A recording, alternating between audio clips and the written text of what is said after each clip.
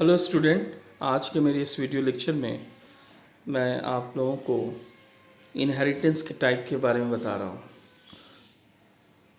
जैसा कि आप जानते हैं कि inheritance is a mechanism of deriving a new class from old one.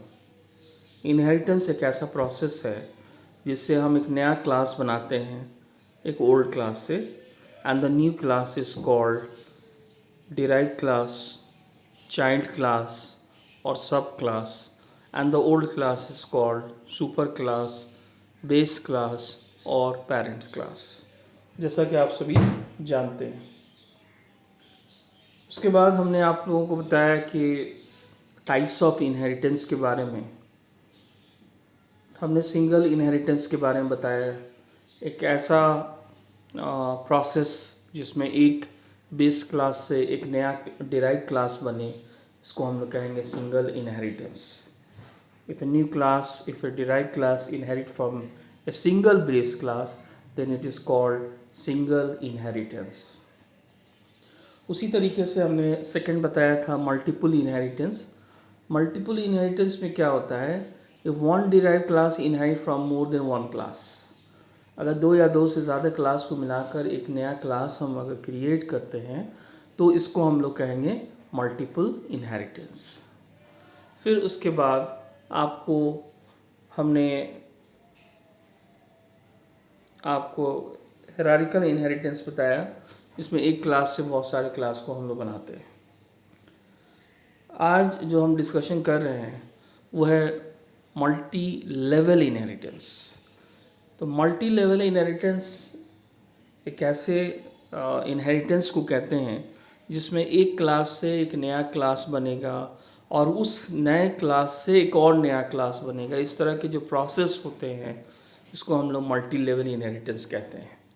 In this type of inheritance the derived class inherit from A class which in turn inherit from some other class. The super class for one is subclass for the other. तो आप देखेंगे कि यहाँ पर एक जो सबसे पुराना क्लास है, जो सबसे ओल्ड क्लास है, that is called parents class और सुपर क्लास, उससे एक नया क्लास बनाया, that is child class, and वो खुद एक पेरेंट क्लास हो गया क्योंकि उससे एक और नया क्लास बन रहा है। तो एक क्लास से दूसरा क्लास बन रहा है, दूसरा से तीसरा क्लास बन रहा है। इस तरह के इनहेरिटेंस को हम लोग मल्टी लेवल इनहेरिटेंस कहेंगे। आप देख सकते हैं when a class derive from A class which is also derive from another class, that is a class having more than one parent class, such inheritance is called multiple inheritance. अगर एक class जो बन रहा है वो एक से ज़्यादा पेरेंट क्लास से बन रहा है तो इसको भी आप मल्टी लेवल इनहेरिटेंस कह सकते हैं। This level of inheritance can be extended to any number of level depending upon the relations. Multi-level inheritance is similar to relation between the grandfather, father and child. ये बहुत अच्छा example है, grandfather then father and then child. This is the example of multi-level inheritance. फिर और भी example इसमें दिया है कि student is derive from a person is derive from the class living thing, car is derive from vehicle and vehicle is derive from machine. Next है class, base class. जैसे ये आपको सिंटेक्स है, मल्टी लेवल इनहेरिटेंस का syntax है कि आप base class एक बना रहे हैं, उस बेस क्लास से हमने एक डिराइव क्लास बनाया है और फिर वो जो नया डिराइव क्लास है उससे एक और नया क्लास बना रहे हैं। तो बेस क्लास से उसे हमने इंटरमीडिएट क्लास बनाया, इंटरमीडिएट से हमने फिर चाइल्ड क्लास बनाया। ऐसे स्टेप बाय स्टेप हम बढ़ते चले जाएंगे। तो ये आपको एक सिंटेक्स है आपको मल्टी लेवल इनहेरिटेंस का। जैसे इसको एग्जांपल में आप देखेंगे तो जैसे यहाँ क्लास ए है, इसको पब्लिकली डिराइव किया बी में और फिर बी से एक और नया क्लास बना दिया सी। तो मोस्ट पेरेंट क्लास यहाँ पर कौन है, ए है, और parent class of C and child class of A क्या है, वो आपको बी हो जाएगा। चाइल्ड क्लास और वी क्या हो जाएगा आपको, सी हो जाएगा। इस तरीके से हम लोग मल्टी लेवल इनहेरिटेंस का काम करेंगे। जैसे देखेंगे आप, यहाँ एक एग्जाम्पल के थ्रू हम आपको समझाएंगे कि क्लास ए है और पब्लिक में यहाँ वाइट डिस्प्ले है जिसमें बेस क्लास कंटेंट है।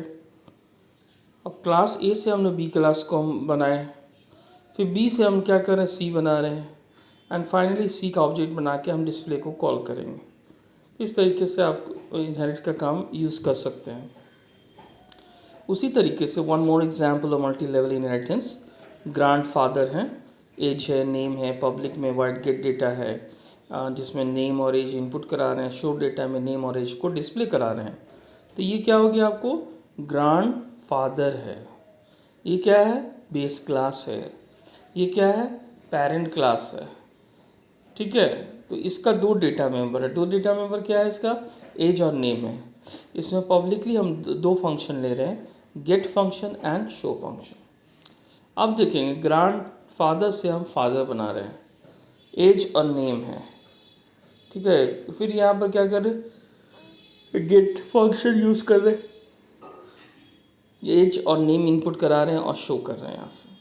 तो पहला मेरा क्लास क्या था, ग्रैंडफादर, उससे एक नया क्लास क्या बना रहे हैं, फादर, और उस फादर से एक और नया क्लास बना रहे हैं दैट इज़ कॉल्ड सन। तो आप देखेंगे कि grandfather then father and then son करके हम लोग यहाँ इनहेरिट करेंगे। फादर में क्या हो रहा है, सन इनहेरिट हो रहा है, और यहाँ इसका भी नेम और एज हम लोग इनपुट करा रहे हैं, और इसमें हम शो करेंगे कि गेट डेटा में किसके डेटा को कॉल कर रहे हैं। यहाँ पे गेट डेटा ही किसका कॉल कर रहा है, ग्रैंडफादर का। उसी तरीके से गेट डेटा फंक्शन ये किसके फंक्शन को बिलोंग कर रहा है, फादर को।